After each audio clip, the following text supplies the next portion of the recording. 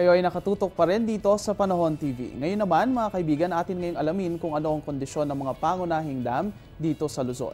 Ang tatlong chief dams ng Luzon ay ang Angat, Pantabangan at Magat. Ang tatlong ito ay may iba't ibang function sa pagbibigay ng tubig dito sa Luzon.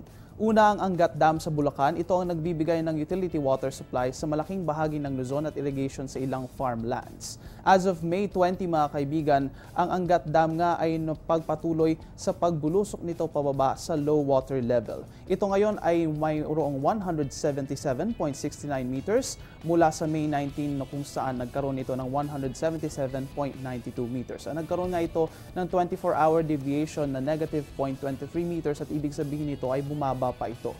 Ito nga ay nasa baba o nasa ilalim na ng low water level na 180 meters. Dahil nga ito ay nasa low water level, itinigil na pansamantala ng Angat Dam ang pagbibigay nito ng irrigation water at nakatuon ito ngayon sa utility water supply. Ilang facts tungkol sa Angat Dam mga kaibigan, ito ay located sa Norzagaray sa Bulacan. Nagbibigay ito ng 1.05 billion gallons ng tubig araw-araw at higit sa 97% ng raw water requirements sa Metro Manila at sa mga kalapit na area nito.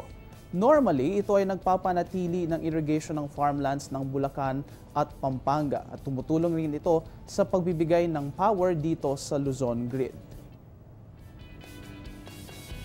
Sunod naman sa ating update, ang Magat Dam. Isa sa mga pinakamalaki sa bansa at nagbibigay ng irrigation at power supply dito sa ilang bahagi ng Luzon. As of May 20 mga kaibigan, nananatiling ang ligtas ang levels ng Magat Dam at ito ay mayroong 167.42 meters ngayon mula sa kahapon na 167.79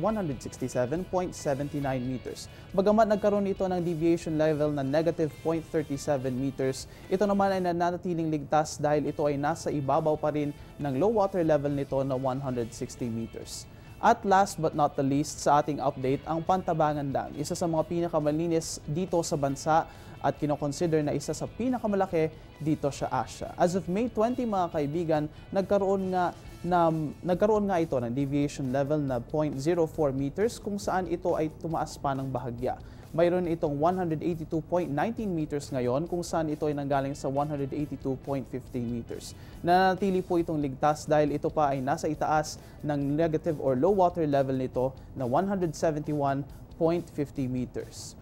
Mga kaibigan, ngayon naman ay silipin natin ang sitwasyon ng mga pag-ulan dito sa bansa gamit ang Project NOAA. Makikita po natin dito sa ating TV screen ang mapa ng Pilipinas at ang color scheme na nagpapaliwanag sa atin kung gaano ka mga bakataas ang rate ng pag-ulan sa isang lugar.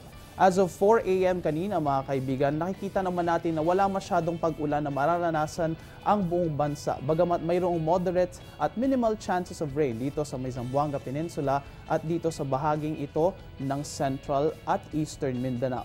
Ang mga pag-ulan po na ito ay maaaring magtagal lamang ng 1 o hanggang 2 oras at ang datos nga ng Project NOAA ay nagbabago-bago rin kada 4 hours. Kaya kung nais po ninyong manatiling updated, ay tingnan na lamang ninyo ito sa kanilang website o dito sa Panahon TV.